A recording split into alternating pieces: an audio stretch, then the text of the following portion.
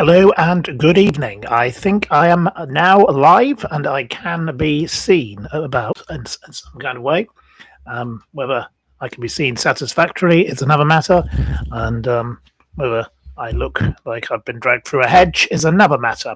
Hello to Tina Da Silva. Tina, can you hear me? Can I be heard and can I be seen? Good evening and welcome to Adele also. Hello, Adele. Thank you for joining us. And thank you to everybody else who's joining us. Here I am. Yes, you can hear me. So hello and good evening and welcome to you all. Trying to do a live broadcast and trying to not look like the back end of a bus. But there we go. So I hope you're all having a glorious weekend. I'll wait for a few more of you to arrive before we delve into any topics. So welcome to Miss Marple, Expialidocious, Mr. Lee Kicker, Chris, and others. Obviously, some of your names don't come up because you don't say anything, and some of you just sit and observe, which is within your right. Biscuitek, yes. Good afternoon from sunny Devon. How are things? Are they better? Yes, life is perfectly civilized. The sun is shining. I'm sitting here in a different room this time, with the windows wide open. Trying to make a live broadcast, see if I can actually manage to do this with a light shining over me. That's quite powerful. I do have a little glass of picnic-style wine, so a bit of Pinot Grigio to help me along. Cheers to you, and cheers to me, and cheers to me if we disagree. Francis Longman says, unplug the mic. Why do you need me to unplug the mic? Can everybody else hear me? Because everybody said you could hear me, so I don't know. Can everybody else hear? Francis Longman says, I don't think you need it. I think it's better to have it because I can be heard through it much better. Right. It's much clearer with the microphone, so there we are. I think I'll stick with the microphone for the moment. And if it gets really bad, then I will try another way, but I don't know what the issue could be, but the computer does make noise in the background. There is a fan in the computer, so I suppose that could be a problem. But right, anyway, here we are. Yes, I hope you're all having a glorious weekend. I'm going to try and move this light around. Oh, gosh, I'm trying to sit up. Perhaps that might make a difference. I don't know whether that makes a difference.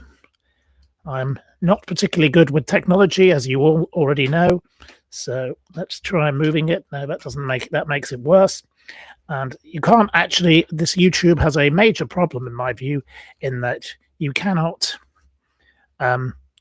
test what you're doing before you do it. So it's impossible to know what you'll look like until you actually do go live. So anyway, here I am. Loz also says microphone echo. Well, I'm sorry about that, but there we are. So I'll try and keep the microphone close to me so it doesn't echo. But anyway, there are 46 of you here, and you can hear me crystal clear, says Biscuitek. So if I speak loudly, I think that probably makes a difference. Okay. Anyway, it's all very boring, all this technical stuff. Whilst we wait for a few more people, have you any questions? Let's begin a few questions. Good evening and welcome to you all. Hope you're enjoying lovely sunshine. The weather here is very pleasant. We go. Well, the connection is unstable. Oh dear. So we are going to have yet more problems, but we are reconnected and still going, and my microphone is still going. So hopefully it won't disconnect again. There we are. So we'll keep going and we'll soldier on. And where am I? I'm still with a friend in London in an apartment. Yes, so I'm making a video from an apartment for the moment, looking over a nice little garden. You can't see it, but it's behind me. There's a nice garden where the foxes go running around in the night. They make an awful lot of noise. They're rather like the seagulls in Saint-Tropez in Port Grimaud. So there we go. And I've been getting messages from people in Saint-Tropez, including you-know-who. So we all know that she's doing okay. We've had one of my lovely friends, Sue Lynn, has been to visit her, so she's doing okay. But there are issues down there, but There we are. So good evening to everybody. It's very nice to have you present and correct. So thank you very much for joining us. Have we any other questions on any other topics? Any other topics on any to ask me about whilst we wait for some other people? Yes, right. Okay, because we've got plenty to talk about, given I've been sent a lovely book, which a friend of mine has taken 4 years to write, of all things. So, how is London? Asks Hugo Clancy. I think London is in huge decline. In the 7 months of my absence, in the area of Kensington and Chelsea particularly, I've noticed since I came back how many places have closed. Even a McDonald's, King's Road, has closed down. You know, McDonald's never closes down locations. You know, they can afford the rent. It's not as if they're struggling for paying the rent, the McDonald's people. Okay, McDonald's are mostly franchises, but you would be surprised. McDonald's should not be closing their locations. Of course, the greedy landlord, Earl Cadogan, probably doesn't want McDonald's on his estate because he's trying to make the King's Road into something a bit more glitzy and a bit more glam. But, you know, locals do need to have facilities. So there we go. Right. Have I had a curry in England? Yes, I have had a homemade curry, yes, but I haven't been out for a curry, but I will go for one. But going back to London, yes, the local curry houses, you know, they're mostly gone as well. You know, there's fancy places, then they open and they close. Even Tom Kerridge opened a pub on just off King's Road. That's now closed down. Even he couldn't make it work. Gordon Ramsay has been turfed out of Harrods, of all things, with his overpriced burgers, as have some of the other chefs in there. They are having a proper old clear out, are those Qataris. You know, they ought to be having a clear out of their dirty doctors who aided and abetted Mohammed Fayed. That would be a far better thing to be doing. You know, I follow a number of accounts on the internet which are seeking to expose what the Qataris have done since they purchased Harrods in 2010. What has their involvement been in the Mohammed Fayed scandal? Over 111 victims have come forward thus far. It is utterly reprehensible that that has occurred. What is the news on the Menendez brothers? Well, Hochman has put a spanner in the works. He's trying to stop their next progression. So there will be a further hearing on August the 30th, and that is when the next stage will be reached. So that's all I can tell you about for now. But I would urge you to follow Robert Rand on Twitter, Instagram, Facebook, wherever you get your information. He is the one who updates in the most succinct and correct way. He's a journalist who's been involved in the case for many, many years. He was at all the trials. He has been, he visits the Menendez brothers, and he is somebody who talks about the case in a sensible fashion. He is not one of these mad groupies like there are in all of these cases.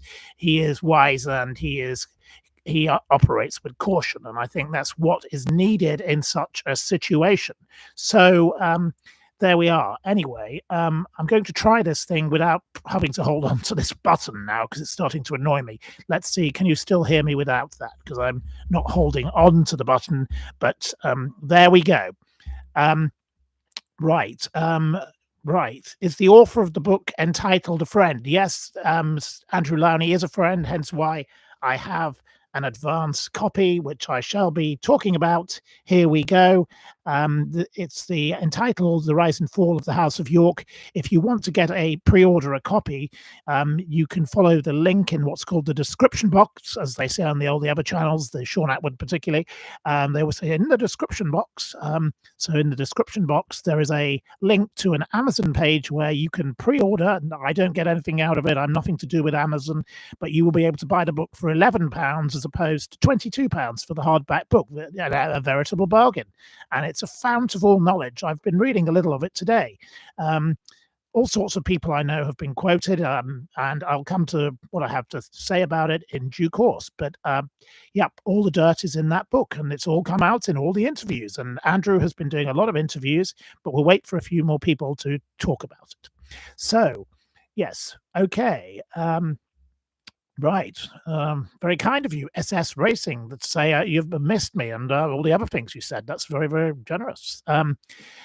Chris has just watched Andrew Lownie speaking with Sean Atwood. I believe he has spoken with him. I haven't yet watched it, but Mr. Atwood kindly sent me the video.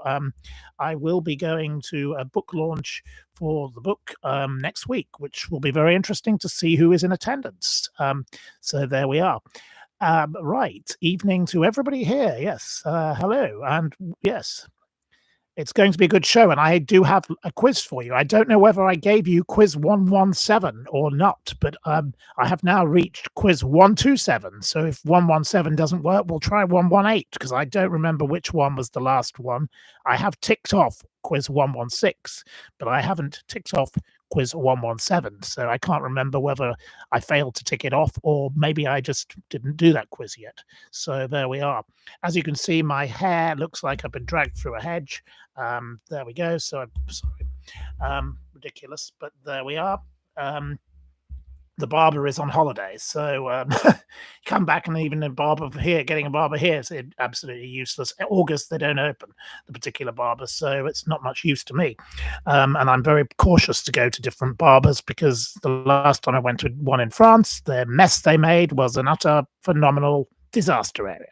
So anyway, what have you all been doing? Any news from you? Any questions? Any questions on any topics? There are 58 of you here. Obviously, I'm earlier than I would be on my normal broadcast, but this is more of a test to see whether this works. This lighting is kind of working, but I've still got to perfect the angle. Maybe if I sit like that, it's better. Perhaps it's better like that. No. Anyway. Mr. Lee Kicker says barbers piss him off. The ones I deal with equally, but the nice old gentleman, the Greek gentleman who used to cut my hair, he's sadly retired because the greedy people at the Jumeirah Carlton Tower kicked him out of his barber shop and wanted 400,000 for him to go back in when they refurbished the hotel. Of course, he did not wish to do that, so he's quietly gone away. So that's a great shame. Stevie D has been polishing a Mercedes E-Class Estate again. It's amazing. Well, a Mercedes E-Class Estate is a very reliable, good old car. So wonderful. SS Racing has missed the quiz. Okay, well, the quiz is going to be back, and I am working towards publishing the quiz. I have had some meetings about the quiz book, and I shall be having further meetings. I sound like somebody at Prime Minister's Questions. This morning I've had meetings with and later on I'll be having further meetings. That's what they always say when they start at Prime Minister's Questions. I wasn't meaning to sound like that, but there we go. So if you want a good haircut, don't converse with the barber. They get distracted. I don't tend to converse with barbers, and I do hate going to hair salons because they tend to ask you stupid questions like, where were you on holiday, and what did you think of this, and what do you think of that, and what do you think of the other? I'd rather not go down that route, and it's just annoying and ridiculous, but each to their own. I'm sure they're very nice people, but I don't really want to have a conversation. I just want it done and get out of it. I don't like getting my hair cut, so that's why I don't do it very often. There we go. What about the demonstrations? I believe there's been a demonstration in Parliament Square today, and lots of these silly protesters have been arrested because they are committing a breach of the peace. They have a perfect right to protest, but please, when you're protesting, stop disrupting people's lives in the way that they do, locking yourself in the road, the Just Stop Oil idiots and all the rest of them. Can't stand all of that nonsense. Go and do your protest in a park. Stop blocking the bloody roads. Absolutely ridiculous. When the farmers had their protests, the cars could still get through. It was still possible for people to get around the protests. So I think they behaved a little better and they didn't leave litter. This lot, they tend to cause an absolute havoc. It's ridiculous. Chris says, my town is overrun by barbers and nail bars. Many little towns are now also overrun by those dreadful vape shops. There's another thing, that a blight on the high street. These vape shops that sell these vapes to teenagers. It's utterly disgraceful, utterly reprehensible. What is Sadiq Khan and Keir Starmer doing about that? Come on, you useless people. Farmer Harmer, do something about the vape shops. We need something done about them. So turning to what Keir Starmer ought to be doing now, the 65 of you here, the petition on sloths. I'll be coming to that later. But and some more news about sloths. So it is essential that it's about time that the poor old sloth, Keir Starmer, did something about it. So we'll come back to that. That's one of the topics for tonight. So I will bring that up. And my other topic for tonight, when we've got a few more people here, will be was an article I wrote 5 years ago, and I think it's still as relevant today as it was then. I shall be getting that article back up in a moment, and we will talk about the question: was Melania Naus, as she then was, Melania Trump, as she now is, was she trafficked by Jeffrey Epstein? Was she one of his trafficking people? Who did Melania Naus meet first? Was it Jeffrey Epstein, or was it Donald Trump himself? Which person do you think it was? So there we go. What do I think about the theory that there is a serial killer on the loose regarding all these women turning up dead in canals? I cannot possibly comment because I haven't read the story. I have seen lots of conspiracies today about Nicola Bulley, the poor lady who ended up in the River Wire. Very strange. I've also seen lots of conspiracies in the last 24 hours about the fake Julia Wandel, whatever she calls herself, on a Saturday. God only knows. She's still in the prison, quite rightly.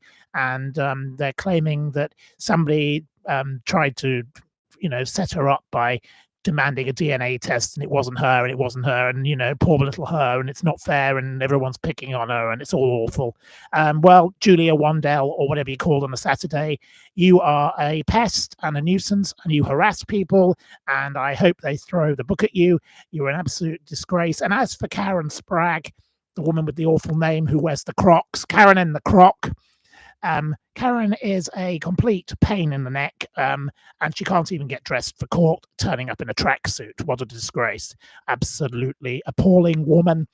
Right. The serial killer in Manchester Canal with the gay people. Yes. And of course, there was that awful man in East London with the Mr. Port, Stephen Port, who targeted gay men via the gay apps and then dumped their bodies outside his flat and used drugs on them and put them in graveyards. And what a disgrace the police were, who didn't do anything properly in that case. That was an utter outrage. So absolutely appalling. So I don't know much about the women's bodies in the canals because I haven't read the story, but I have been reading all sorts of other stories, but I haven't followed that one. So I can't possibly comment yet. SS Racing does not believe the Nicola Bulley official verdict.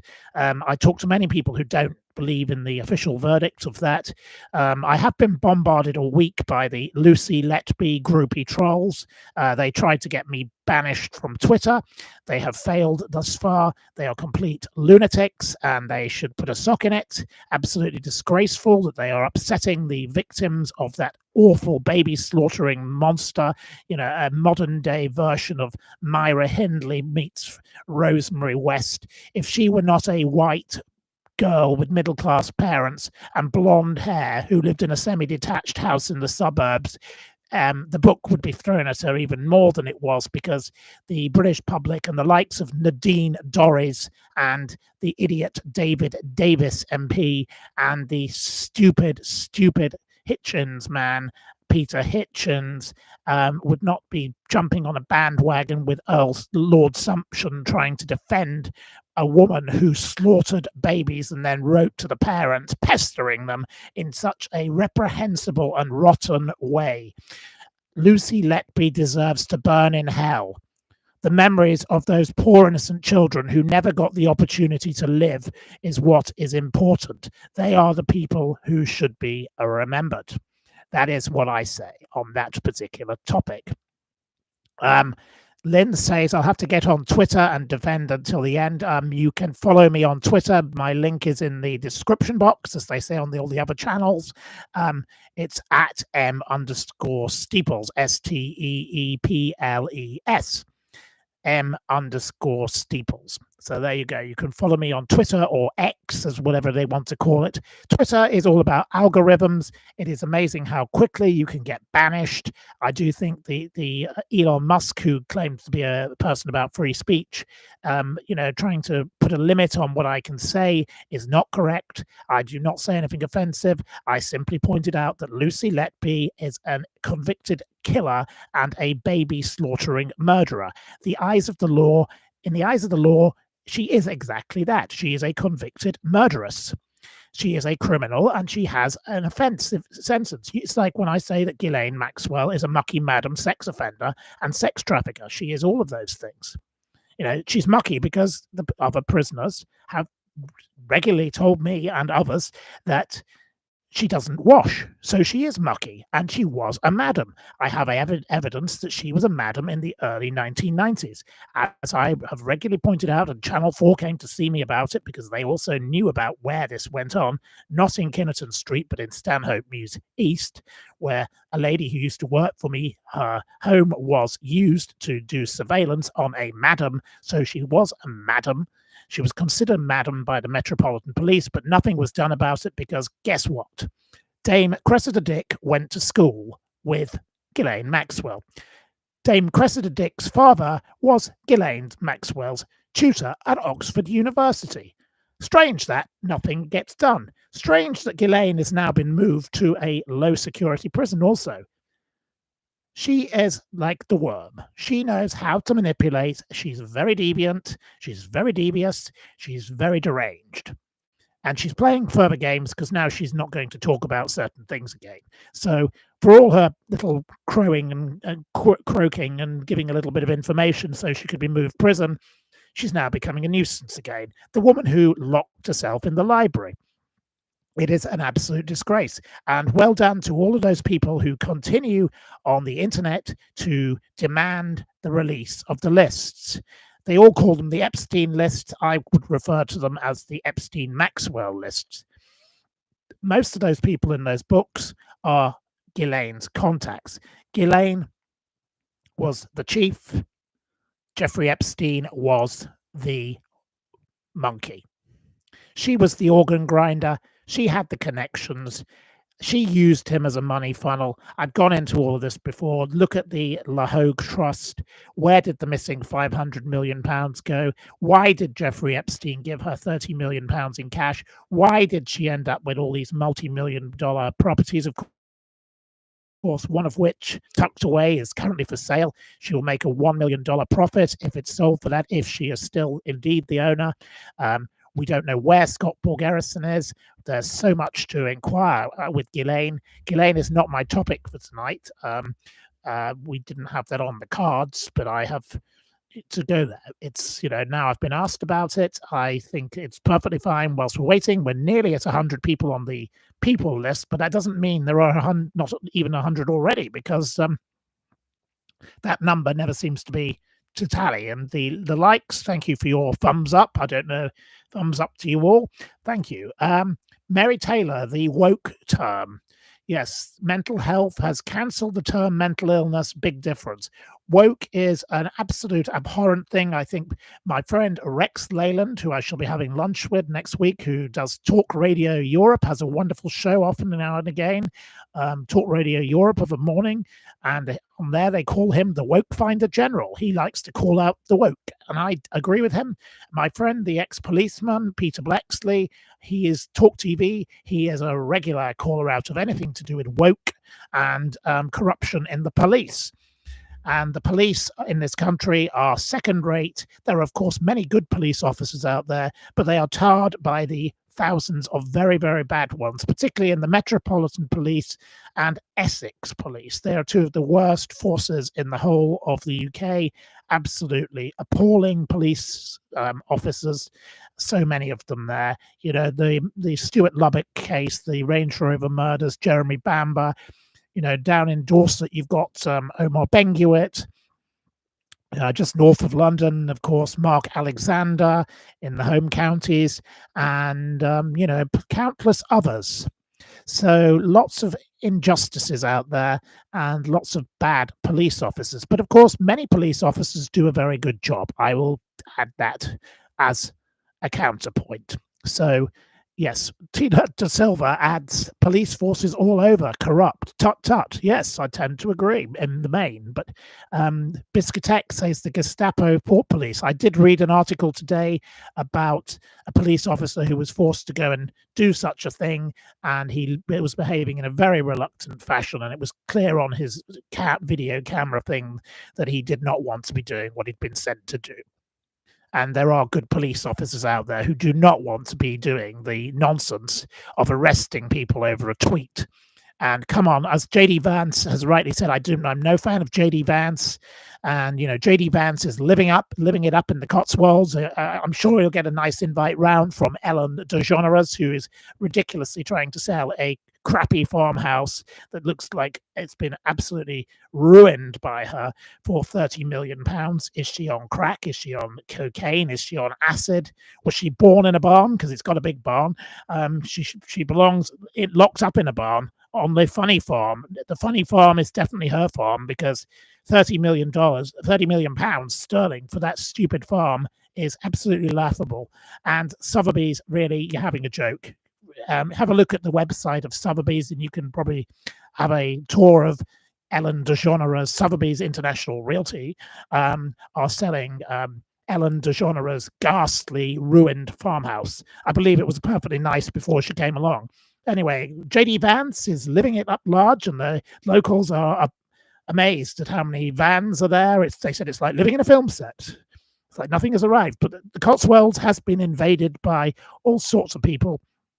And even good old Donna Eyre is selling up, because I think, the Cotswolds has become even more wacky than it was. Julie Cooper could not really cope with what's going on. Her bonk busters were quite enough for them. But now you've got Ellen DeGeneres and JD Vance. JD, and the White House garden looks like a JD Weatherspoons, the rose garden. That's what I would say of that. That was another thing I commented on this week, and I got a load of abuse from the Trump fans because I dared say that you shouldn't pave over a beautiful rose garden. That wasn't an attack on Donald Trump. It was an attack on the ruination of a beautiful garden that was perfectly there for many, many years, harming nobody. So they should not be doing this. Biscuitek comments on the Cotswolds are having an issue with tourists. There are too many. Well, there's always been a lot of tourists, but the antique shops and the coffee shops, the tea rooms do appreciate them. And the Cotswolds is a beautiful place to visit, but it is now rather overrun with ridiculous middle-class people in their stupid 4x4s. And, Jeremy Clarkson has been quite rightly, saying how difficult it proves to actually run a pub. He's done a great thing with that farming program. Absolutely fabulous. There we are. So, right. Okay, well, we're getting lots of hellos, and it's a load of codswallop. There we go. Well, cheers to the Cotswolds. There are lots of lovely places in the Cotswolds, and I do like visiting, and I hope to visit soon, but I do not want to be going anywhere near Ellen DeGeneres or JD Vance. So I won't be going there. The middle class cocaine problems in the Cotswolds, yes, exactly the same as in central London. This is not a problem as much as cocaine. The middle class disease, as a very good article a couple of years ago in the Times suggested, is not alcohol anymore, it's cocaine. And also Ozempic and all of that. They're all taking these weight loss drugs, and they're taking too many of them. And, some of the people I know who are taking them claim it's absolutely fabulous. But what are the long-term implications of doing this? Well, God only knows. I will stick with my little glass of picnic-style Pinot Grigio or a lovely gin and tonic. So cheers to me, and cheers to you, and cheers to me, and cheers to me if we disagree. So here we are in August. I cannot believe how the year has flown by. 7 months in Saint-Tropez. There is a situation down there. Who knows? I may have to return. I may not. But I'm very much looking forward. Now, there's still, there's still a very substantial number of you here, but not quite the 100 yet. So I'll give it a moment more and see if anyone else arrives. Mephisolis, I don't know how to pronounce that. comments escape reality. Can we blame them? Ellen DeGeneres wanted to escape Donald Trump. JD Vance is just coming for a holiday, and he wanted to sit with his mate, because they're both Christians, David Lammy. David Lammy is a disgrace. He's an embarrassment to Britain. He is not suitable to be our foreign secretary, but, he's appointed by Keir Starmer, the farmer harmer. Colleagues include Raving Rainer. Where is Raving Rainer? Is she living at large in Ibiza? Where is Rachel from Accounts? Rachel, we don't like Rachel from Accounts in this establishment. My connection is unstable. No, it's not. So I'm very sorry. The thing is coming and going. And right. Okay. I seem to be very wired. I'm not wired. I'm just stating an opinion. I'm just sharing my views. I've had a lot of Yorkshire tea this morning, and this afternoon equally. I very much love my Yorkshire tea, and it always tastes better in England, to be honest. I don't know what it is about the French water or the Italian water or the American water. Whenever I have it abroad, it doesn't taste the same. In France, the problem is the milk.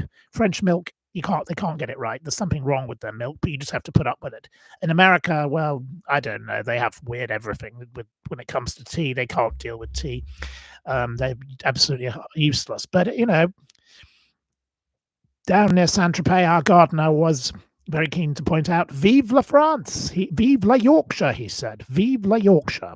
Him and his mum love Yorkshire tea. And Michael, if you're watching, we miss you, Michael. I miss you, Michael. You were great company, and it was nice when you came round and had a cup of Yorkshire tea or a beer with your lovely colleague who only drank Pellegrino, but it must be chilled. There we go. So he was a particularly fussy gardener. He didn't drink alcohol, but there we are. Right. Anyway, well, it's lovely to have you here. There is something wrong with the French. Never mind the milk. There's lots of lovely French people. I have lots of lovely French friends. Anyway, we're now at 107 of you on the picture thing of likes or watching or whatever you want to call it. And TVL was offered Ozempic due to being diabetic, but I refused. I agree with Matthew. Nobody knows the long-term effects. That's what I will say. It's like any of this. Don't get yourself injected with that bloody Botox either. The things I've seen with people with Botox can go very, very wrong. And I don't trust Botox or any of this nonsense. Just pour yourself another gin and let the fun begin. I will say, keep well clear of all of that nonsense, and your life will be a better place. You'll be much happier in the world if you do such. So I urge you all to avoid Ozempic and that other stuff and that Botox. Don't bother going there. How much have I read of the advanced copy? I've flicked through many, many pages and gone through the index. And I often do that when I get a book to see who I know who's in it and who's contributed, if it's a book that's of that type, or just to look at the interesting bits. So I've read a few passages throughout the book, but I have started reading the book from the beginning, and I will finish the book before the weekend's out. Because I do tend to read very quickly, and then I will give a proper review of it in an independent episode of this program. So anyway, we're now here, and we've got over 100 of you, so I will begin by talking about Cliff Richard. So Sir Cliff, the dreaded Sir Cliff Richard, has decided to get his publicity machine going again. Cliff Richard, always on loose women with those revolting women who, if we had a program called Misogynist Men, it would be closed down. But because these women talk about sex and ogle men, nobody seems to bat an eyelid. And it's disgraceful that ITV has that program on at lunchtime, but they often have Cliff Richard because of his wonderful friend, Gloria Hunniford, who I call Inglorious Hunniford. I'm no great fan of Gloria Hunniford, as you all know. I really don't like her approach to journalism. I just don't think she's a very good presenter. And anyway, Cliff often goes around with her. And of course, another one who goes on that show, Sarah, Duchess of York, who allegedly was going to have her own little, regular slot at £3,000 to £5,000 an episode. It doesn't seem to have yet materialized, rather like a lot of other Sarah's deals. But we'll come to Sarah Ferguson in the next segment. So Anyway, Cliff has been doing, aged 84, is on to the 48th installment of his quiz. Sorry, his not quiz, that's me doing the quiz. I'm getting ahead of myself. It's the 48th installment of his calendar. His picture of himself 12 times. People pay to get 12 pictures of Cliff Richard and then hang them in the wall of their kitchen or wherever you put a calendar. My question is, do you still buy a calendar? Do you buy a calendar? Let's see if the people in the audience, do you buy calendars? There's over 110 of you. Let's have some responses. Do you buy calendars for your house still, or do you use your iPhone? Do you use calendars to write, your appointments down, or do you use a diary? Do you use a Cliff Richard calendar? Denise Richards does buy a calendar. Biscuitex says we have a Cliff Richard dartboard. I used to have a dartboard, and I put up pictures of people who annoyed me, and then I'd get the people in the house, the security staff who were in this particular house, they would join in, and we'd see who could, bash them on the nose. It was a bit like the Tales of the Unexpected episode, where Julian Fellows and his friend, who were out of work journalists, decided to go after another columnist, and one of their little things they offered victims who'd been named and shamed in this man's column was to bash him on the nose. So we had a dartboard where we could do exactly that. It was inspired by that episode of the wonderful Tales of the Unexpected. So there we go. Stevie D said he wouldn't wipe his bum with a Cliff calendar. Well, there we go. That's a particularly vocal point of view on Cliff's calendar. Denise buys a Sheltie calendar. So there we go. She likes her Sheltie. Enigma has a cat calendar. Megastoffels wants to know if Cliff likes felching. Oh, that's a little much. How do I know Andrew Lownie? Well, we'll come to Andrew Lownie in a separate section, but I've had lunch with Andrew Lownie since I've been back in the UK. A very nice man who I've corresponded with for quite a while. So we have a lot of friends in common, and lots of the people he represents are people I know. And he's got a very strong literary agency. So that. William Evans says alcohol has been proven to be very beneficial to one's mental health. There we go. Well, I'd say cheers to that. And I've read lots of studies that say the same thing. So anyway, I've got a book that I found yesterday by Adrian Childs about drinking. I'll be reading that in due course. Where I'm staying, there's a kind of book exchange in the hallway, and books seem to end up there every day. It's a very strange collection of books. I found one on narcissism yesterday. That will be an interesting read also, and one on step monsters, as it's called, about stepmothers. So there was one on Britney Spears. It was a full array of things on that bookshelf. So there we go. The question about Prince Andrew, who does he currently hang around with now Epstein is not around? Bernie Eccleston. Bernie goes round to visit him. He's got Bernie Eccleston. He's really lucky to have, another convicted criminal, a convicted fraudster, someone who has been convicted in Germany and England, and who is currently on a 2-year suspended jail sentence. Good choice, Prince Andrew. Good choice. Well done, you. Lovely bunch of friends Prince Andrew keeps, but we'll come to him and the book shortly. So going back to the calendar, in the calendar, the 48th installment, his first one was in 1979. He poses with some biscuits. One of the months, April, sees him taking his friend's dog for a ride in a pushcart bike. I haven't seen the picture, but I've seen the picture of one, which is him appearing with a tin of custard creams in a Bahamas supermarket. Cliff Richard thinks that people want to look at him holding a tin of custard creams. Is that man deranged? Well, I'll come to why he's deranged shortly. He did promise he would stop doing these stupid calendars. He has in this calendar honored one of his promises.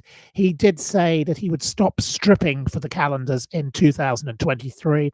He said at the time, I suspect I have done my final topless photo, which means he could still do another because you can't rely on Cliff to tell the truth, for my annual calendar.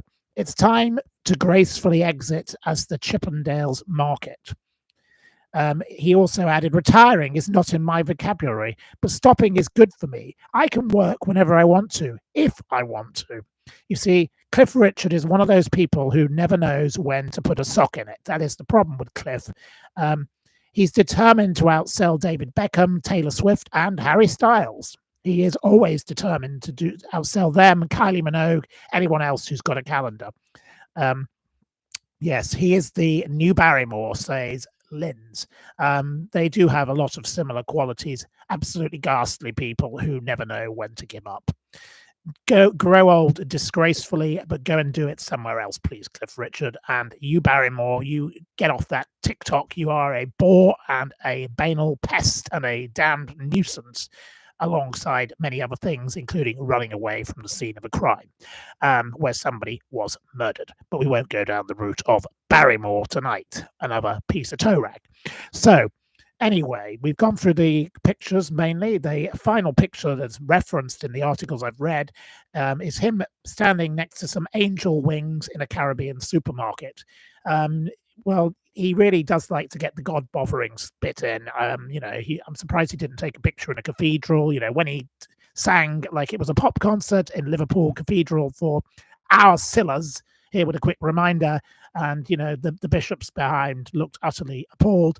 Speaks volumes as to the quality of Cliff Richard. Absolutely dreadful man. Don't mention Cliff's friend, the vicar. You're not allowed to talk about his traveling companion, the vicar. Don't bring it up because he'll get very upset. Well, Cliff, and don't criticize him for singing at Wimbledon.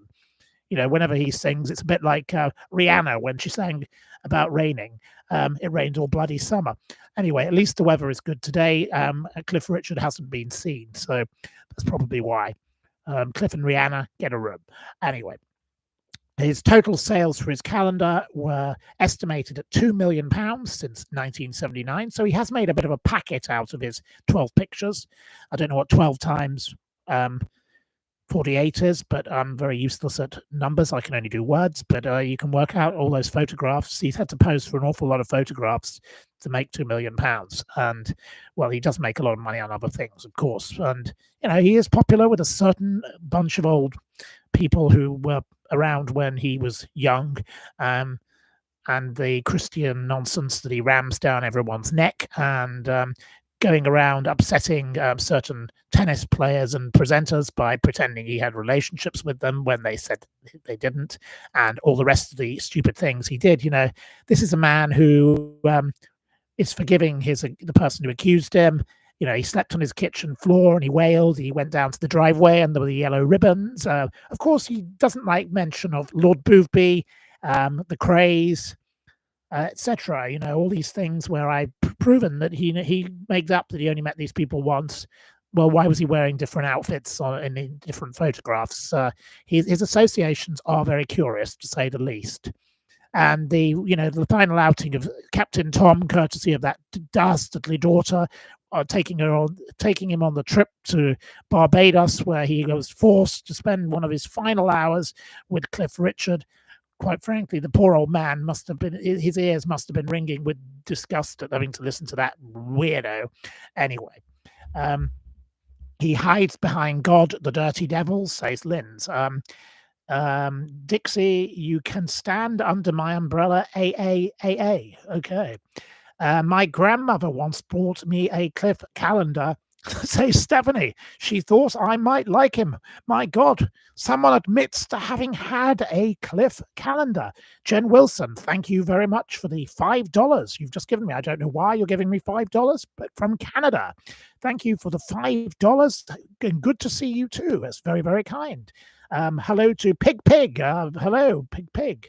I can't repeat all these graphic descriptions that some of you are making, but anyway, hello to you all. I'm sorry about this cable. It's in the kind of annoying place. I'll try and move it. That's perhaps better. There we go. Got rid of the cable. So yes. Wits End says people can burn, the older folk can always burn the calendars to keep warm in winter. Well, if one of my grandchildren, if I ever have grandchildren, gave me a Cliff Richard calendar, I would certainly be putting it on the fire. Though, Cliff would no doubt deem that blasphemous. So there we go. the KCP says he once stayed in Bewley, but I don't know if it's Bowley or Bewley. I never know how to pronounce it. There was a party with elites there and Montague family there. You caught doing certain things. Okay, the KCP. Okay. Well, we don't know if that's true or not. And the Cult Television is here joining us also. Hello to Cult Television, a good friend of mine who I'll be having a drink with in the coming days, I believe. So cheers to Cult Television. And yes, so good old Cliffy. Anybody else on here going to admit to having owned a Cliff Richard calendar at any point in their life, or being given, more likely, because I don't think anyone in their right mind would go out and buy one. Right. Somebody, Denise says about is Cliff, Glitter, Savile, Schofield. Well, Cliff has not been convicted of anything, but Cliff is an associate of Glitter, of course, and Savile and Schofield, in fact. So they do have connections, but it doesn't mean that Cliff is guilty of anything. But Cliff is guilty of producing the most ghastly music on the planet. Christmas time, mistletoe and wine, and all the rest of it, and his summer holiday. Please, could Cliff Richard just go on a permanent summer holiday to the Bahamas or Barbados and stop selling that revolting wine that you once called vinegar on Gordon Ramsay's show, and then you got cross because you claimed that you'd been set up. Cliff Richard can never take a bit of criticism. That's another thing that's wrong with Cliff Richard. Children singing Christian rhyme. Yes, well, yes, Cult Television, you're quite right there. It's nearly as bad as Cilla Black coming out with all the children as well. That was another particularly awful song where she paraded around these children around a sofa, and oh my God, that awful, awful woman. The Devil Woman. Oh, yes, well, the Devil Woman. How old is Kitty? He's 84. He's old Kitty. Good old Kitty. Cliff Richard is 84. Right, the Bermuda Triangle for Cliff's summer holidays, says Witsend. There we go. I think he could be off. William Evan says, who is Cliff Richard? Well, you are either trying to be ironic, or you've lived under a rock, or you're just very, very lucky never to have come across Cliff Richard. If you have never come across Cliff Richard, I urge you to keep it that way. But you can go on the old Google machine and ask Google, but you might go on this AI nonsense and it'll come up with all sorts of stories about Cliff that were probably complete nonsense. I'm not into this AI. I had quite a debate with somebody about AI yesterday. I think AI is dangerous and damaging and very worrying. I'm not into AI. Very bad. Someone once sent me an article, and I knew they hadn't written it themselves because it wasn't their writing style. And then I found out that they'd done it all on AI, and everything in it was completely incorrect. It was a load of rubbish. So I'm not into AI. But Cult Television refers to AI in a different sense. Cliff Richard is Anglo-Indian. His real name is indeed Harry Webb. That's what he was born on. He was born in India. His parents were out there. But there we go. Here we go. This one made me laugh. Mr. Lee Kicker, who often makes me laugh. When someone fell off the roof at an Oasis concert, I thought, I hope it's Cliff Richard. Well, it wasn't Cliff Richard, and I'm very sorry for the poor man that fell off the roof because, or off the stand or whatever it was, because I don't think he met a very good end. We shouldn't laugh about that. But Cliff Richard is somebody who we'd rather not hear any more from. He's absolutely awful. Just go on YouTube and look up Loose Women, Cliff Richard, and Gloria Hunniford, and you can watch a couple of episodes. Watch Cliff Richard singing at Cilla Black's funeral in Liverpool. That is an episode. Play those to anyone you know, and then they'll go, who the hell is this weirdo? He is absolutely appalling. So, no, we're not a great fan. And at 49 minutes, I think I've said enough about Cliff Richard in this episode. There we go. So moving along to the book. Now, the book I haven't read much of yet. Andrew Lownie's entitled. It comes out on the 14th of August, but you can pre-order. The link is below. I'm not getting any commission out of this. I don't get it's just purely because it's my friend's book and he kindly sent it to me. I didn't expect to be sent it. I am going to an event for it this week, in the coming week, well, next week, as it will be. I will be going to see who is attending the event. That will be a fascinating part of the event, in my view. There we go. Anyway, I'm looking forward to the book. The book has been serialized all week in the mail. It has been an absolute blast to watch all the interviews that Andrew has done. He has been interviewed by everybody from the dreadful Jacob Rees-Mogg, who was extremely rude and unprofessional in his interviewing manner, to many, many others who actually did very good interviews on, including Sean Atwood, I believe. I haven't watched his one yet because he only just sent it to me this afternoon, and others. So lots of interviews for him, lots of appearances in lots of newspapers. The Guardian did an interesting analysis of about 10 points from that, the 10 key takes. There's so much on the internet about it. The Daily Express have covered it extensively, the Telegraph, lots of others. The book is very interesting in that, it's taken 4 years for Andrew Lownie to write the book. He contacted 3,000 people.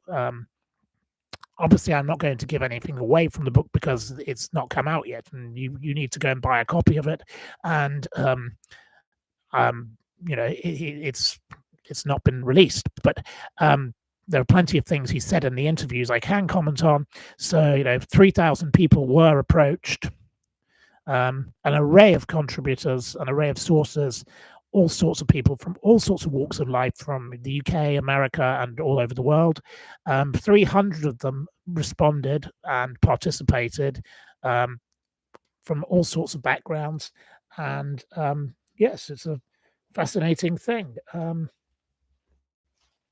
I did have a piece of paper that I was going to read from, but I don't know what I've done with it.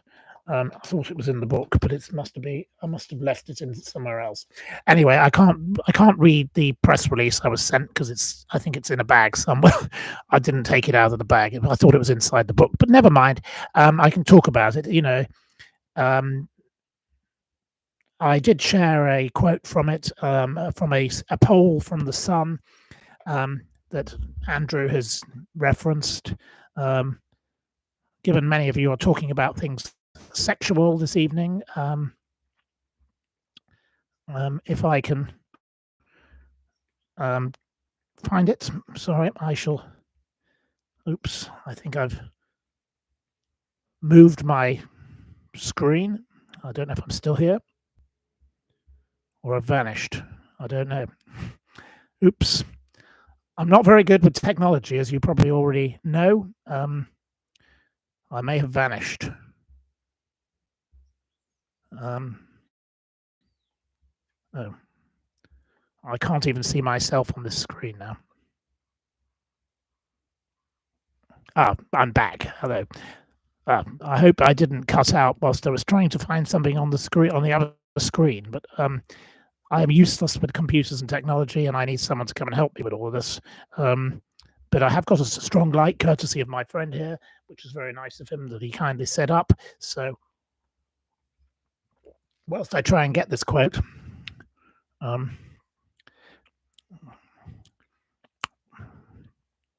which reads, The Sun ran a telephone poll. This is about the Duchess of York. Would you rather date Fergie or a goat? Now, what do you think the response was? Did they vote for the goat or did they vote for Fergie? What do you think?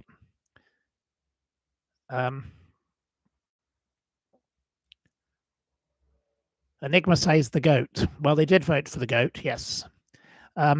7-1, they voted they'd rather sleep with a goat than Fergie. Can you imagine what it must have been like at Balmoral for breakfast that morning if she was up there? A bit like when the toe-sucking thing went on and she had to come down the stairs to face the music. And you can imagine how Prince Philip reacted to that. Now, can you imagine how Prince Philip reacted to a poll about Fergie and the goat? Must have been quite an amusing one.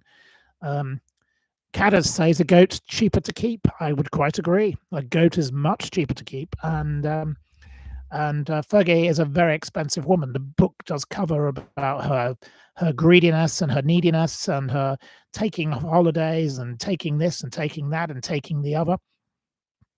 It's difficult to tell apart from the red hair, says Biscuitec. Okay.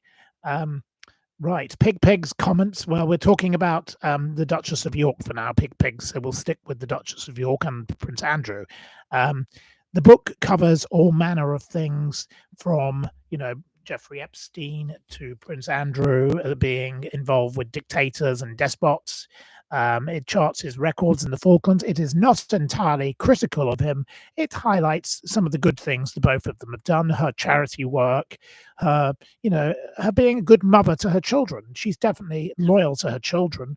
And, he was very much in awe of his mother, but whether he used his mother and embarrassed his mother is another matter. Who do I like best? Cliff, Andrew, Ellen, Ghislaine, Fergie, or the goat? I think William, Evan, we would all go for the goat, but does anyone else have a differing view? Diane Ramos says the waste of food is what got me. Well, in many of the interviews, it is referenced how Fergie would order a whole joint of meat every evening and her favourite wine. And then she wouldn't even drink the wine, and the bottles would be left unopened and never drunk, and the meat would never be eaten. How the dogs had to be fed, human food. They were cooked liver and all sorts of things. They had to be fresh. How she wouldn't drink orange juice unless it was professionally squeezed for her the moment she came down to breakfast, and supposedly she knew. All that sort of things. Tina De Silva says, "Bring the wine to me." Well, the wine was the mentioned was when she was in Saint Tropez with Mr. Brian all those years ago. So, when the toe sucking went on. So I think that wine might be a bit corked now if it's been left that long, but I don't think it will have survived that long. There was a piece of royal wedding cake that was recently sold, and someone was going to cover it in alcohol and then sew it up. So it was a 50-year-old piece of wedding cake, and they were going to eat it. It seems a bit bonkers in my view, but maybe it might be edible. But I don't think Fergie's leftover wine would be very welcome in any household today. I don't think Fergie herself, as a result of this book, will be welcome anywhere either. Mr. Lownie has already had legal threats from Prince Harry and also people connected with Fergie. Of course, Fergie would never be paying for bringing her own legal action. She has other people do everything for her because that's how she operates. She's a very childish individual, and she's also very, very good at getting other people to sort out her mess. But I think it's an amazing thing that Andrew Lownie has done to bring out a book in August, which of course is known as the silly season because nobody else is bringing out books at this time. So he's managed to get so much publicity for his book. And I think it will be an absolute barnstormer of a book. It seems to be doing very, very well in the charts. It's well up in the Amazon charts. I see from Mr. Lownie's Twitter. Obviously, Jacob Rees-Mogg made a bit of a press of himself, attacking him in the way he did. Mr. Rees-Mogg is not very good as an interviewer. Mr. Rees-Mogg wants the attention on himself, but he belongs as a throwback to the 18th century. And you look at the way he fell asleep on the benches in the House of Commons when he was an MP. And look at the way he goes around with that silly nanny of his and his stupid behavior with his children. And what a strange, strange man he is. He is an absolute pillock and an absolute bore. Jacob Rees-Mogg, thank God he's no longer in Parliament. Absolutely awful. Watch and Report asks, will Victoria Harvey, Lady Victoria, will she buy the book? I think she features in the book, but let me look in the index. I'm sure she gets a little mention, but well, she's not actually in the index. No, she doesn't make it to the index. So I think Lady Victoria might be a bit pissed off. She hasn't made it to the index. So that's probably no bad thing. Lady Victoria Harvey knows as much about these matters as she does about running a fashion shop in Mottcombe Street, which went bust. Lady Victoria Harvey should really put a sock in it. There's no need for Lady Victoria Harvey to contribute to anything anymore. Her nonsense that she came out with after the death of Virginia Roberts Giuffre was absolutely appalling. And how dare she say such nasty things when a family, children have just lost their mother. She is a shameful disgrace, and I don't approve of what she does. Now, when I've met her, we've had a perfectly reasonable conversation on a number of occasions when I've met her now, but I don't agree with the nonsense she comes out with. And it's very curious that, Prince Andrew has never, publicly come out and supported her. Not that he's capable of publicly doing anything. As is pointed out, Prince Andrew is now very much a lonely figure. I think a lot of this is probably covered in the book, but I haven't got that far yet. So I'm not breaching anything here. It's widely reported that Prince Andrew sits watching on his screen in his house aeroplanes flying over Heathrow Airport when he hasn't got Bernie Ecclestone coming round, the coffin-dodging, grifting, poisonous little dwarf, known as the Grinch by his own children, horrible little man, just like horrible little Randy Andy, really, the non-sweater. I wonder if he's sweating over this book. Probably, yes. He's probably very angry about it. He's known for being a little bit tempestuous. Maybe he's cuddling his teddy bear and crying. He's got lots of teddy bears, and of course they have to be arranged. He has rulers for the servants. They have to arrange the teddy bears in the right order on the bed. And there's one page in the book I was reading about Fergie coming back with 55 cases after she'd been with the Wyatts.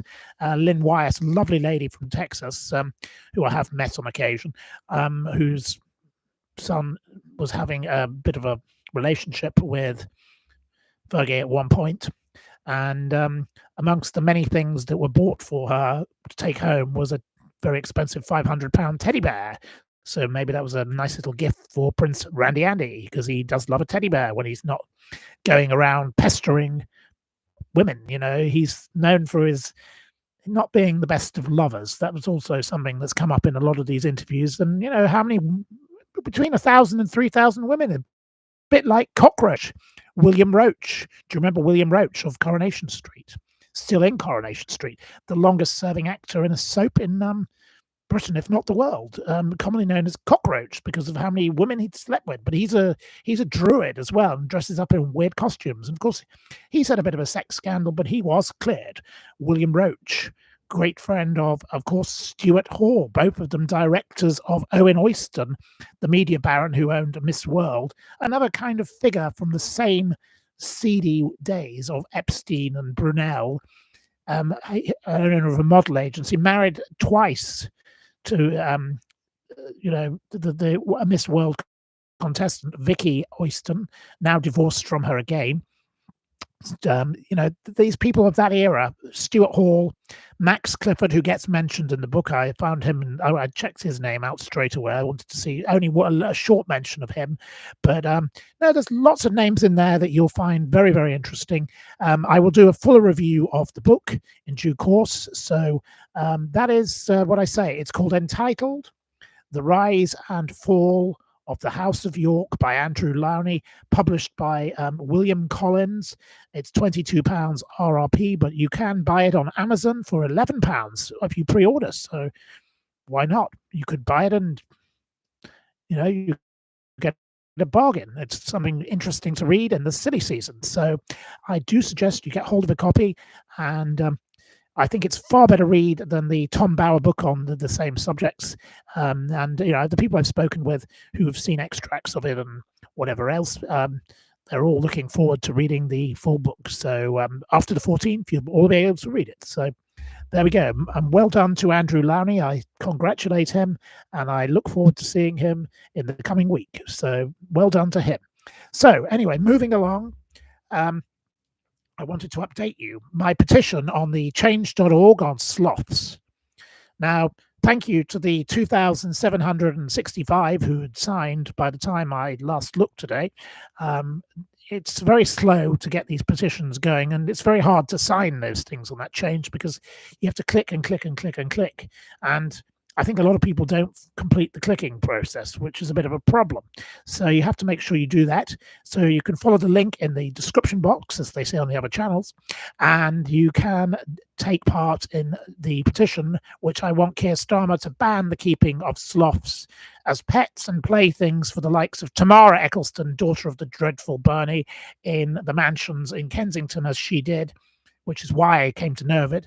I'm not attacking Tamara Eccleston for doing this, but it is an irresponsible thing that she took a sloth into a private home for a party for her children. Sloths do not like to be touched. Sloths are solitary creatures that belong in the rainforests. Anyway, so I was looking up some more stuff on sloths, and there's quite a few zoos in the UK if you want to visit a sloth. I think that is a perfectly fine environment because you're not touching them.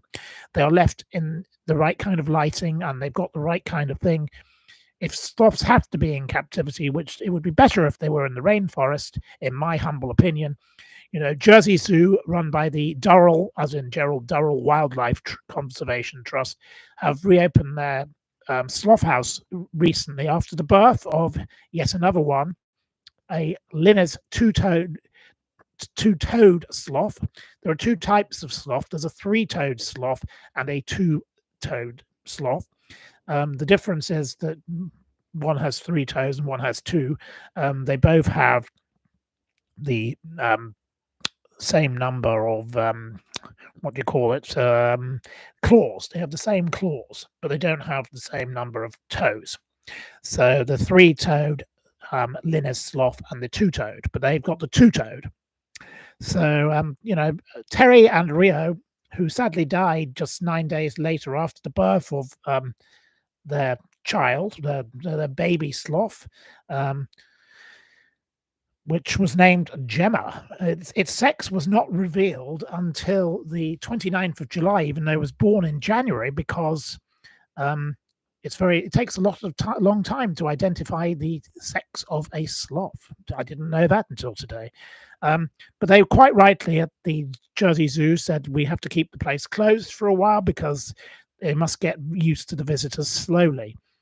When you visit, please act like a sloth, slow and quiet, they said.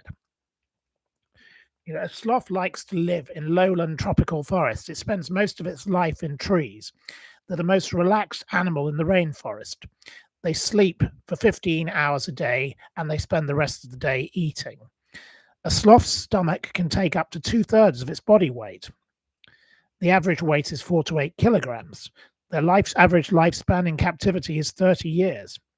They come down from the trees to use what some people would call the bathroom. I won't use that dreadful word beginning with T, the crapper or whatever you want to call it, the bog, whatever, lots of words for it.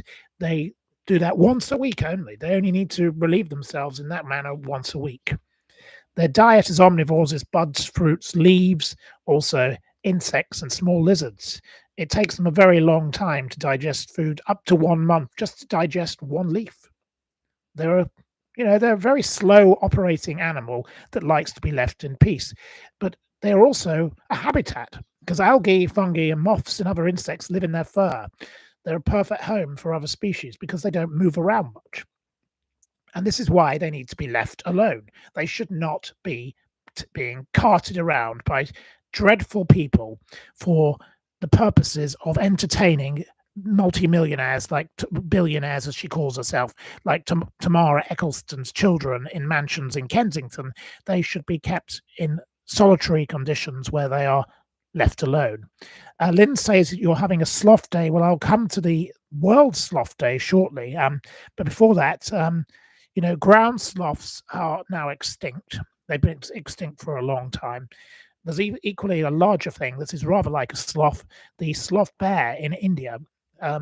It's not a sloth itself, but it's got the same kind of characteristics. There is one to see in Edinburgh Zoo if you want to see a sloth bear, but in India they are being mercilessly slaughtered those as well. They're sloth bears, so we must help the sloth bear as much as we must help the sloths in the rainforest. Rose says sloths slaver Steeples. Well, there we go. I never imagined I'd be a campaigner for sloths, but I supported the International Fund for Animal Welfare, a very worthy charity that you must support.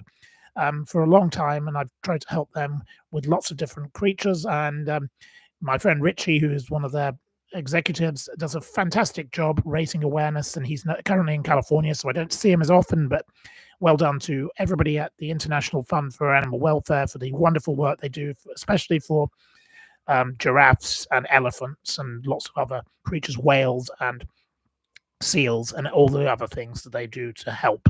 So it's a very good thing. So Dudley, the zoo, they've got one called Flo and Reggie. They've just had a baby sloth in 21st of July. So there are sloths in zoos if you want to meet the sloths. And don't go touching the sloths. That's what is wrong about what Tamara Eccleston did. And that is what alerted me to why it's so wrong that people keep sloths as pets. I never imagined that there would be sloths as pets. There is a World Sloth Day on, I didn't know this until I looked at a website today called worldanimalprotection.org. The World Sloth Day, known as International Sloth Day or just Sloth Day. I'm not into all these International Day for this, that, and the other. You should look after sloths every day, in my view. But it's highlighting that the two-toed and three-toed sloths, which have necks that can rotate 270 degrees, by the way. That's an interesting point about a sloth. It's very good at observing its surroundings. It doesn't like to be interfered with, though. They have a facial structure that makes it look like it's constantly smiling. This is something that they talk about in this World Animal Protection Organization. They look like they're smiling all the time, which is why these stupid tourists in the rainforest are cruelly using them as a prop for photo opportunities. So the poor sloths are being pestered in the rainforest, and then they're being taken to foreign countries where they're not in the right kind of habitat, and they are being used as photo opportunities, as Tamara Eccleston did with her children in her mansion, having those little children clawing the poor old sloth. If I were a sloth, I'd have stuck my claws in them. Disgusting what they did. The pygmy toad, three-toed sloth, is critically endangered according to the IUCN Red List. The maned three-toed sloth is vulnerable. So in the wild, they are declining. And yet still, these disgusting people are taking them for photo opportunities, and they are taking them abroad to use for children's parties. That is not correct, and it's wrong. The habitat in the wild is becoming fragmented, which makes it harder for sloths to mate and breed. The rainforest is being ruined because greedy people want timber, and it's also being destroyed to make way for more farms. So the sloth has an ever decreasing place it can live in the wild, and still we're stealing the ones that should be left alone so people can have a bit of tourism. That is completely wrong, and it is just sick, and it makes me very upset. Worse, though, are the hunters catching for the illegal pet trade and tourist prop photos. Handling, as the EN thing report points out, causes them to experience high levels of fear and stress. Due to their behavior in captivity, they are often left tied up on the floor, far from their natural forest habitat. It is sickening and wrong. So please go on change.org if you haven't already and sign and support my petition. If you can share it widely or support it in another way, there are options on the change.org website. The petition is titled, just a moment, the title of the petition, I've given the link in the description box, Ban the Keeping of Sloths as Pets in the UK, change.org. Change.org, you'll find it there. And that is my thoughts on the sloth petition. So there we go. So whilst you are thinking about it, please go and do it this evening if you haven't already. If you have already, please go back and share it. Take it on your social media and take it out there and get as many people as possible to sign, because my last petition about Merrilies van der Merwe, who was a woman whose ridiculous husband paid for her to shoot a giraffe for Valentine's Day, and then she filmed it. I didn't get a ban from Facebook as I aimed. I have over 45,000 signatures on change.org, and I did, however, get her banned from having her video on YouTube because she did something very stupid. She used a man called Johnny Clegg, his music, Scatterlings of Africa. So I had her for breach of copyright. So we got that. We ruined her little plan with that. So there we go. So that was something else. So on August the 9th, 2020, I will come to what I did. I wrote an article asking, was Melania Trump trafficked? I asked the question, was the fun-loving party girl Melania Naus trafficked by Jeffrey Epstein?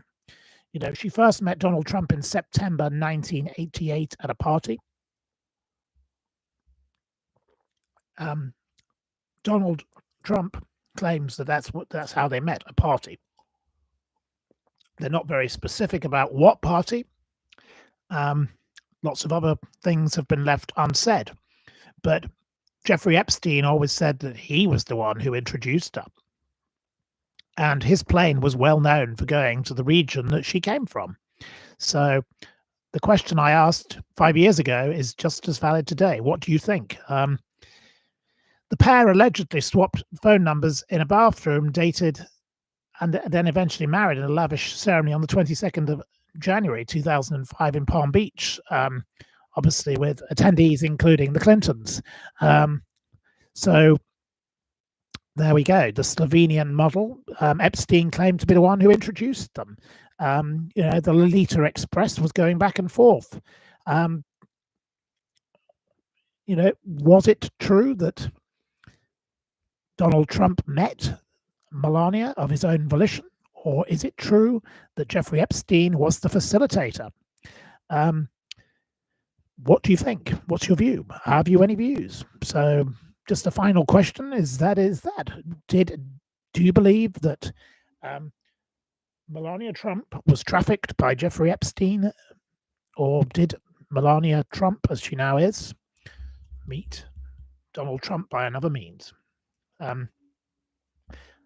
So, any points? Tina De Silva says, please remember to like the stream. Well, thank you for the 50 likes that we've had. Very generous of you all. Very generous indeed.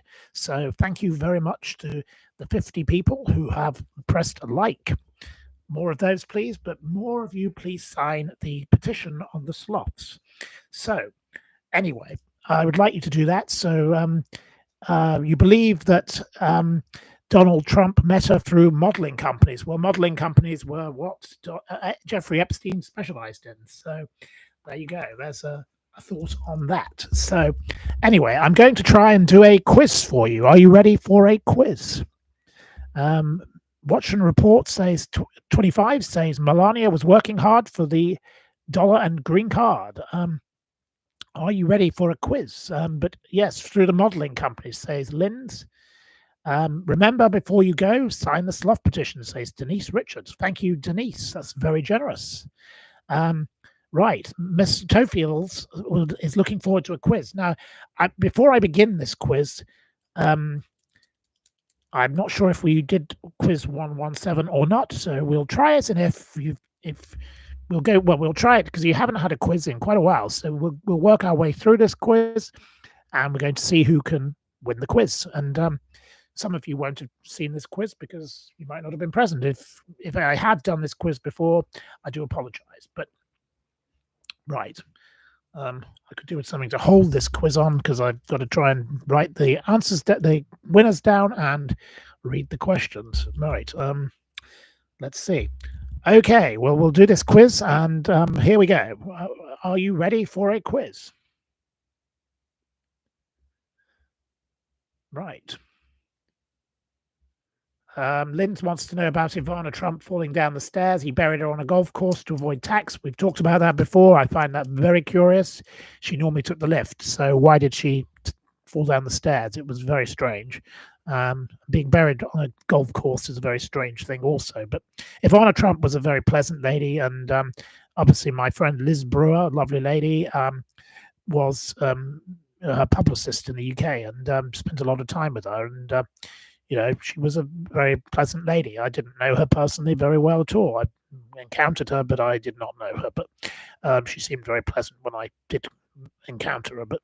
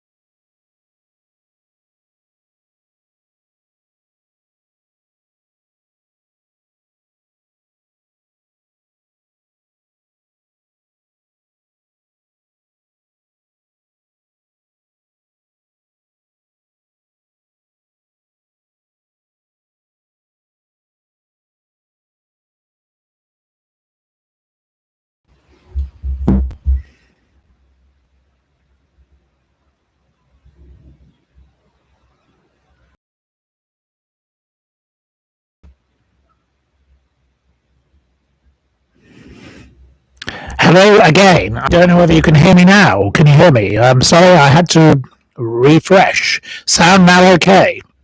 Right, okay, well, here we are. So, we are going to carry on. A few of you disappeared, and we'll begin with the first quiz question. At the age of 77, as of 2025, who is the oldest ever recipient of an Emmy nomination? What is the name of the eldest person to be nominated for an Emmy?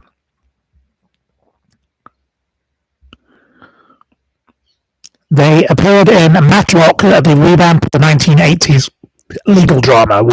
What is the name of the person? It wasn't J.R. Hartley. No.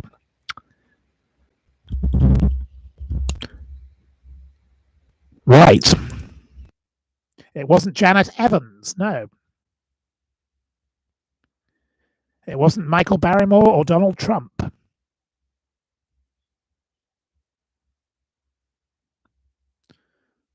Who, at the age of 77, as of 2025, was the oldest ever recipient of an Emmy nomination?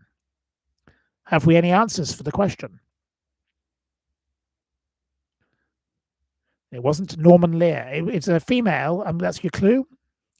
And Matlock was your other clue. So it wasn't Sharon Stone or Prince Andrew. I said it was a female, so it can't be.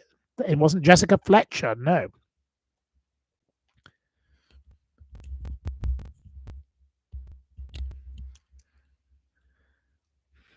We don't seem to be getting anywhere with answers. Come on, you've got to try harder. You've had all this time to think about quizzes, and once you get one, it wasn't Sophie Loren. No, it wasn't Brooke Shields. It wasn't Sarah Brightman or Joanna.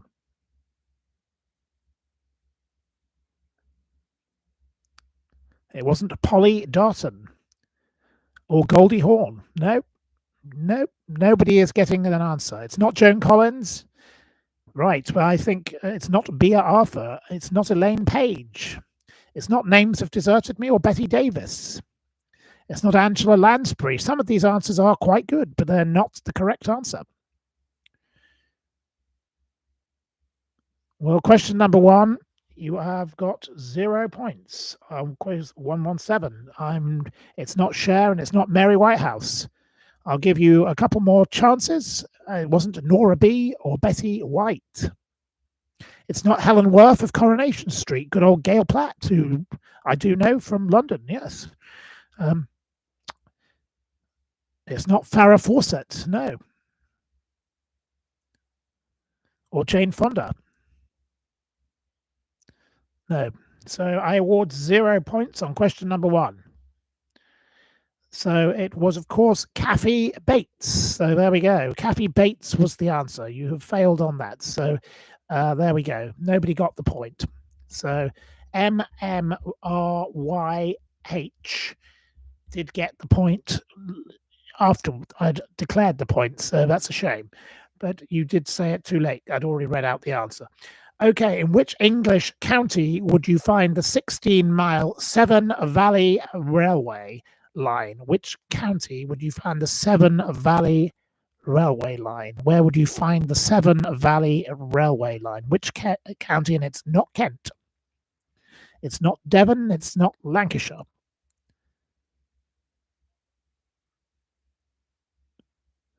It's not Doggingham. It's not Northumberland. Matlock from the 80s. No, Matlock Revamp was what she appeared in. Going back to that. Cadders gets the point. Well done to Cadders. First point awarded. Cadders gets the point. 1 point to you. Question number 2. The answer is, of course, Worcestershire. Steam trains Kidderminster to Bridgnorth is where they go. It's a steam line, and it's very popular.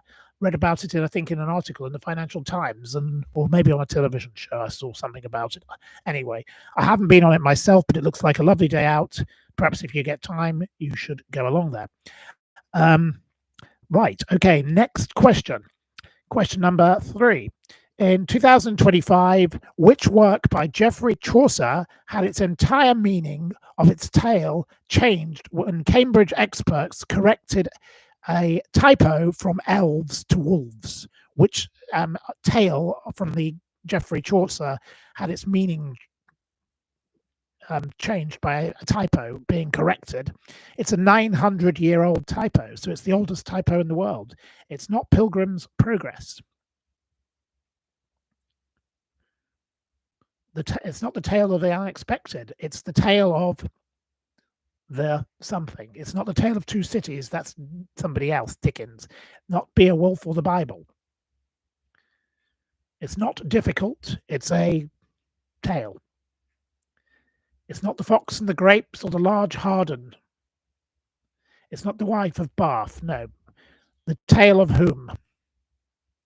It's not the Tale of Two Cities or the Miller's Tale or the Squirrel Tale or the Fox Tale or the Canterbury Tale or the Winter's Tale.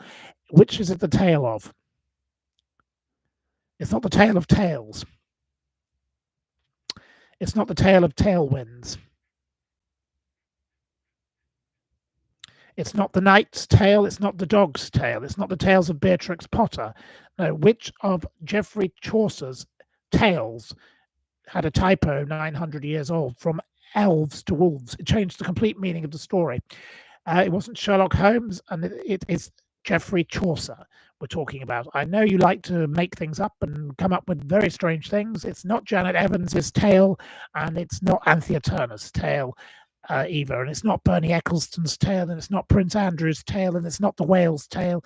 It's not the Cat and the Mouse tale, or the Knight's tale, or Tales from the Crypt. It's not the Wife of Bath or the Friar's Tale. I thought some of you would know something about Geoffrey Chaucer. I was forced to put up with Geoffrey Chaucer at school. My schoolmaster was a world expert in Chaucer.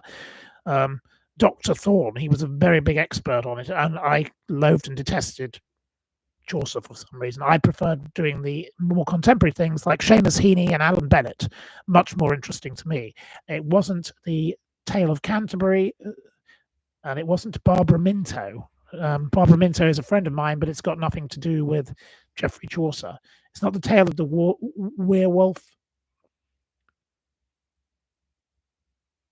Mr. Lee Kicker says, this isn't a quiz, it's a mystery. Well, Stephanie gets the point, the Tale of the Wade. Well done to Stephanie. It was the Wade's tale. I will accept Stephanie's answer, the Tale of the Wade. All right. You've got 1 point, Stephanie, and Cadders has 1 point. And the first question, you all failed. You were all the weakest link. Very shocking that you didn't know about Kathy Bates, but there we are. Question number 4. Let's see if you can do better. Okay, to which cemetery on their first date did now former Labour leader take firebrand, now mother of the house, Diane Abbott, for their first date? Where did Jeremy Corbyn take Diane Abbott on their first date? Which Anne of Cleves gets it straight away with Highgate. So Anne of Cleves gets a point on question number 4. Anne of Cleves. 1 point to Anne of Cleves. It was Highgate Cemetery, a fascinating cemetery where people like Karl Marx are also, well, that's where they went to look at Karl Marx's grave. Lots of people like Jeremy Beadle's about, he's buried there, and lots of amazing graves. George Michael, and it's a very, you have to pay to get in to look around, but it's a very curious place with some amazing, like there's a gravestone that's made shaped like a grand piano. There's all sorts of bizarre things there. Well worth a visit if you've got time. There's a mass grave for poor firemen, like 50 firemen who were hit in the Blitz, were saving other people's lives. So there's all sorts of different things there. Okay. In the 1631 edition of the Good Book, which word typesetters deliberately or otherwise included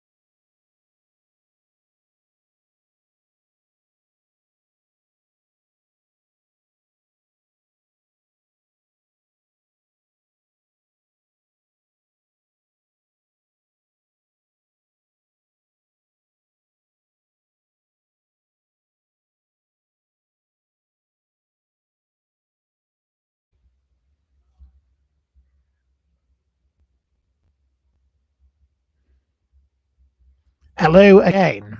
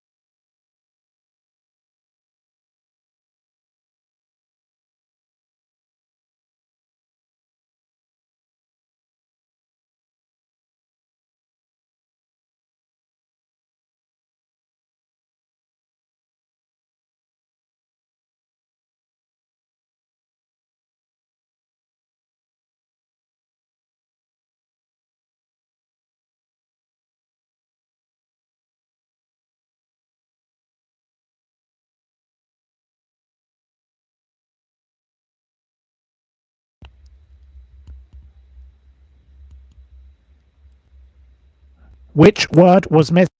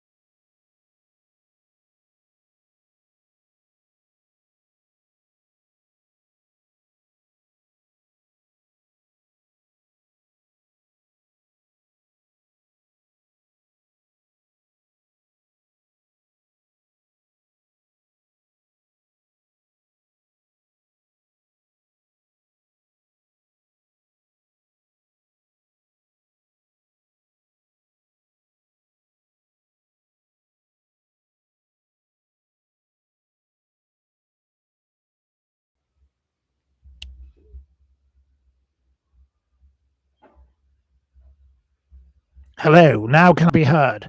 It seems to be making vibrations on the bottom of the screen in flashing lights. So you can hear me, says Dixie. Right, okay. Right, we'll carry on as long as the green lights are flashing on the bottom of the screen. Question number 5. In the 1631 edition of the Good Book, in which word did typesetters deliberately or otherwise miss in Exodus 20:14, thus making it become known as the Wicked Bible? Which word was missed from the commandment? Exodus 20:14. Which word was missed? It wasn't what Sebastian Bluewater says, which TMTB gets the point. TMTB, a point to you. The word was not. Thou shall not commit adultery was thou shall commit adultery was what they put, which was a very naughty thing, which has made people throughout history very interested in the 1631 edition of the Good Book, as it was known, but it was known as the Wicked Bible. Okay, next question. Which actor who lived in Whitstable, Kent for 35 years and whom starred in 91 films during his acting career appeared in the 1965 film Doctor Who and the Daleks? What was the name of the actor who appeared in Doctor Who and the Daleks? He was in 91 films and he lived in Whitstable, Kent. It was not Oliver Reed. No. It's not David Niven. It wasn't Patrick Troughton. It wasn't Michael Caine. It wasn't Tom Baker. It wasn't Pertwee. It wasn't Charlie Chaplin. It wasn't Richard Harris. Ron M can have the point. You've spelt his name incorrectly. Peter Cushing was his name. Not Peter Cushion, but I will accept it because of the lack of sound problems. We will move along quickly. I know you meant it correctly.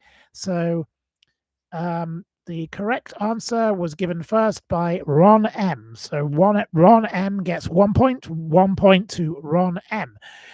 Peter Cushing was the actor, and he had an OB. He lived in Whitstable, and there's a Peter Cushing cinema there, and all sorts of things, and statues and all the rest. Okay, as of 2025 is the next question. Approximately how many hundred people are considered permanent residents of the tiny Italian fishing town of Portofino? How many hundred people are permanent residents? There are 100,000 tourists during peak season. Wits End gets the point. It is 400. Wits End is immediately there, very quick. 400 people only live there, but 100,000 people visit during the peak season. There's a ban on walking around topless or in swimwear now, crackdown on begging, alcohol, etc. They've had enough of tourists behaving badly. It's as bad as bloody Benidorm. It's absolutely outrageous. So they're not happy in Portofino. Pissed off of Portofino has spoken. So there you go. Okay, question number 8. In which year, on the 17th of July, did Broadstairs-born Sir Edward Heath die aged 89? Which year did the former Prime Minister and sailor and General Grumpy Man die? Which year did he die? Grumpy old Sir Edward Heath. What year did he die? It wasn't 1999 or 2012. It wasn't 2024. No. Leslie S gets the point. Leslie S, point to Leslie S. It was 2005. He was 89 at the time. There we go. So we've got only 1 point, people, with Cadders, Stephanie, Anne of Cleavers, TMTB, Ron M, Witsend, and Leslie, all with 1 point at this stage. And we are now on to question number 9. Nearly halfway there, and we need to see someone go into the lead. At its peak in 1996, how many billion people watched Baywatch? How many billion people were watching Baywatch with David Hasselhoff and Pamela Anderson? At its peak, how many billion worldwide? How many people were watching in 1996? It was not 4 billion. It wasn't 3 billion. It wasn't 25 billion, 6 billion, 3 billion, 8 billion, 8 billion. No, not 60 billion, not 2 billion, not 4 billion. How many billion? Annie M is going to get the point. Annie M with 1 billion. Annie M is correct, nearly correct. It was 1.1 billion, but I will accept 1 billion.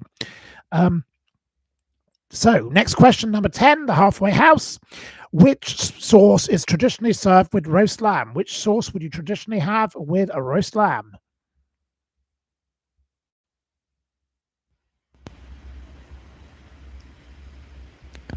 The first person to get it is Sebastian Bluewater, Sebastian B, as I shall call you for make it easy. It was Sebastian B. It is mint sauce. Mint sauce is the sauce you would have with roast lamb traditionally. The ancient Rome naturalist Pliny the Elder wrote, mint stirs up the mind of a greedy taste in meat. There we go. So Pliny liked it with the greedy taste. So there you go. That's all I can tell you about mint sauce tonight.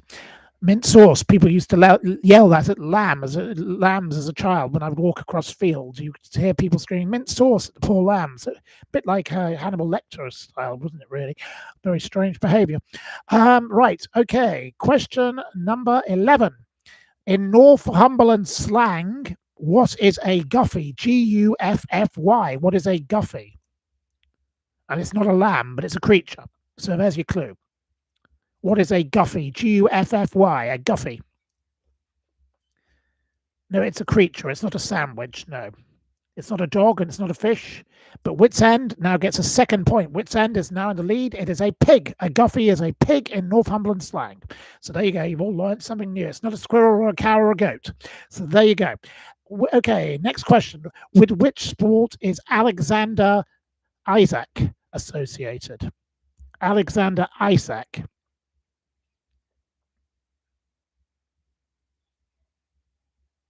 Linz gets the point with football. Linz can have the point. It's football.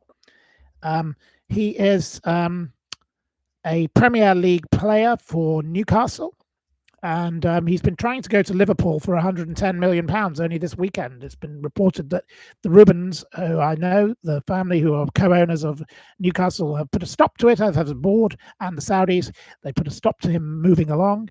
And he is a star player and he's a striker. He's from Sweden. I was reading about him only today, but this quiz was written a long, long time ago. So it's strange it's come up again in my system. Okay, so well done to Linz for getting that point. And well done to Witsend, who is still in the lead. Okay, next question. Question number 13. How many dark sky parks are there in the United Kingdom? I will accept one of two answers because there's a dispute over how many there are. There's less than 10, if that gives you a clue. Witsend has a third point with six, but some people say there are 7. So I can accept Witsend's answer is a correct answer because my original source said 6 and another source I found said 7. So there is a dispute. But 6 or 7 is the number of dark sky parks. What nickname was awarded to, now stripped of his knighthood, former head honcho of the Royal Bank of Scotland, Fred Goodwin? What was his nickname? What was the nickname for Fred Goodwin, the disgraced banker? Sorry, there's a fly coming on the screen. Another nuisance. Probably flying in to deal with Fred the Shred, which is the nickname of the disgraced man from the Bank of England. Sarah Havison gets the point. Sarah Havison gets the point. It was Fred the Shred. Fred the Shred supposedly had childhood dreams that he was going to be build the biggest bank in the world. Instead, he collapsed one, and now he's totally disgraced. Fred the Shred was Sir Fred Goodwin. He's no longer Sir Fred Goodwin. He's Sir Fred Badwin, if he would be anything, but he's now just Fred Goodwin, which is where he belongs. Banker rhymes with something, say Steve, basically. Yes. Elaine says Shredder. And there we go. But Sarah Havison got there first with Fred the Shred, which was his nickname. Question number 15. Which fascinating city in Italy, built on a rocky outcrop in the Basilica region, has featured in both James Bond's No Time to Die and Mel Gibson's The Passion of the Christ?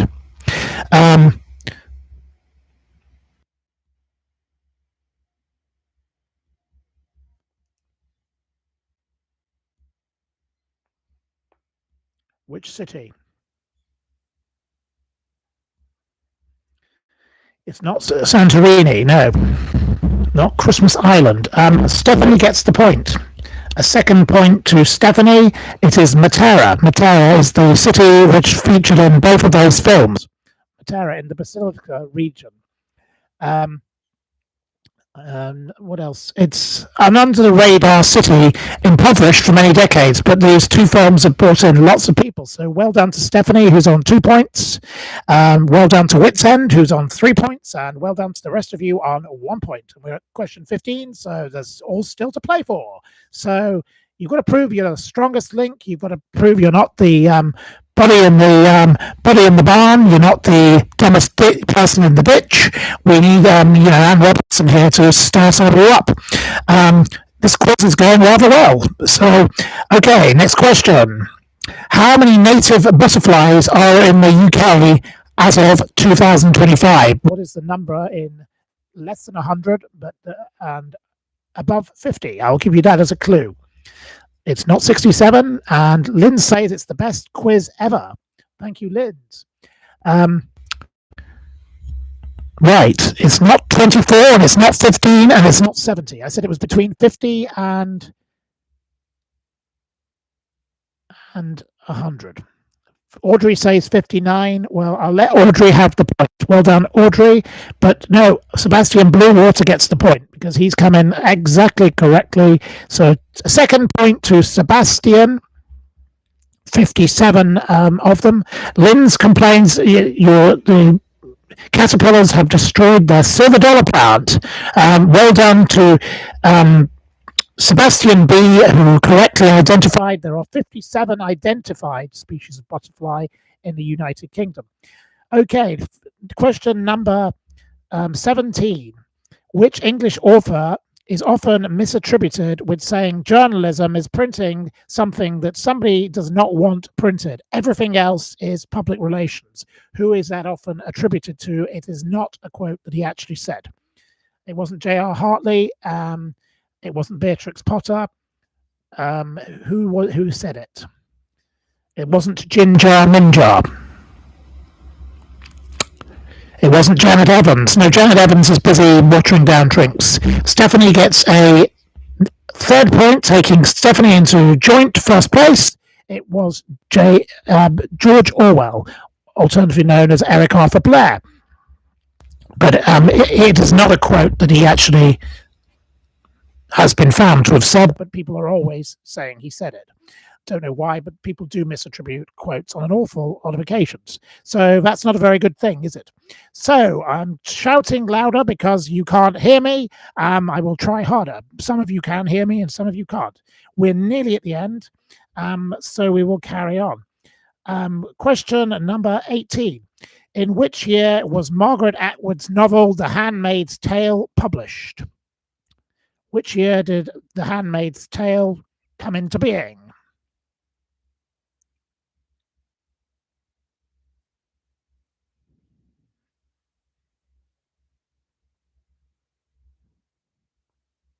It wasn't 1956, it wasn't 1974, it wasn't 2017, it wasn't 2000, 2012, it wasn't 1976, it wasn't 1902, it wasn't 1981. But Audrey, you get the point. Well done to Audrey. It was 1985. So well done to Audrey. A point for Audrey. Well done, Audrey. Audrey is a new entrant, so there we go. A new entrant to this particular quiz. So Audrey has entered lots of quizzes and has won a fair few quizzes. So well done to Audrey. Thank you, Audrey. Okay. June Osborne and her fight against the theoretic patriarchy of Gilead. That is what that book is about. I've never read The Handmaid's Tale, but Margaret Atwood is a very popular author, as we all know. Okay, with which sport is Carlos Sanz Jr. associated? Carlos Sanz Jr. Which sport is he associated with? Carlos Sanz Jr.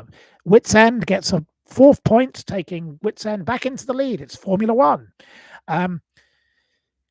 He's Spanish. He joined the Red Bull Junior team 2010, Williams Mercedes since 2025. There we go. And your final question, this could be the question that decides it all. In which year did the Soviet Union invade Afghanistan and then remain until 1989 as occupiers? Which year did they invade when they left in 1989? Which year did they invade? It wasn't 1968, and it wasn't 1983, it wasn't 1972, it wasn't 1975, it wasn't 1980, it wasn't 1981, it wasn't 1978, it wasn't 1937, but Linz gets the point. Well done to Linz, a 2nd point for Linz. It was 1979. It contributed to the rise of the Mujahideen and the eventual collapse of the Soviet Union. Prolonged and bloody conflict. It was a disaster area. I know people who fought there, and what a disaster in that time it was. I know a lady who was shot down in a helicopter.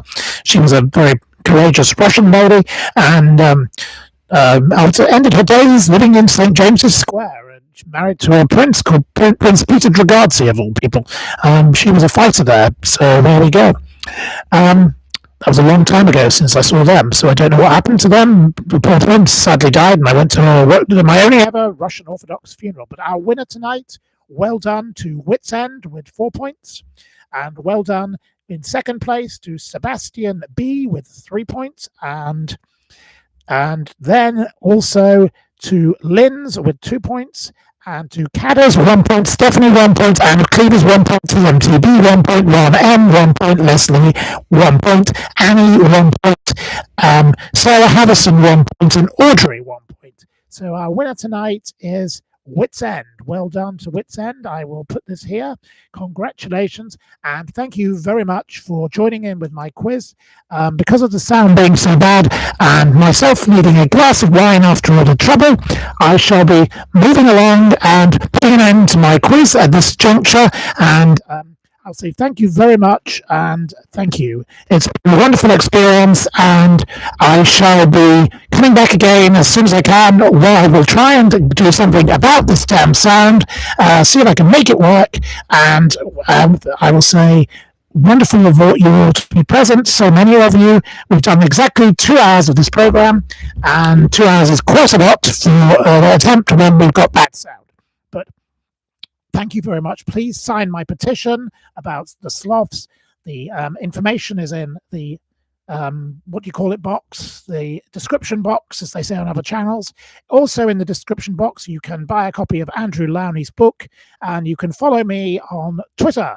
The more we follow me on Twitter, the better, because I have been blocked on the Twitter this week because of the dreadful Lucy Letby trolls and the supporters of the Animal Slayers and the supporters of Ghislaine Maxwell.